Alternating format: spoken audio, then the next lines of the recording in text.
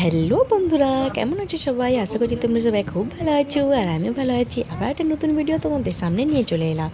এখন আমি, বাবান, আমার দিদিভাই, মা, বাবা সবাই মিলে বেরিয়ে পড়েছি একটু বাজারে যাব। 2-3 দিন ধরে তো প্রচুর বৃষ্টি হয়েছিল, সেই জন্য বেরোতে পারিনি। আজকে একটু বৃষ্টি বন্ধ, সেই জন্য আমরা সবাই মিলে বেরোচ্ছি। দেখো, আমার বাবানকে একটা নতুন জামা পরিয়ে দিলাম।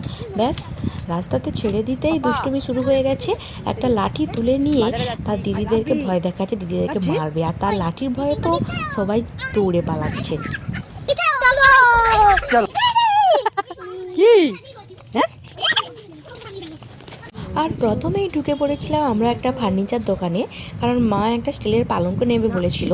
কারণ একটা রুমে স্টিলের পালঙ্ক রয়েছে যেখানে বর্তমানে আমরা থাকি, আর একটা রুমে কোনো কিছুই নেই।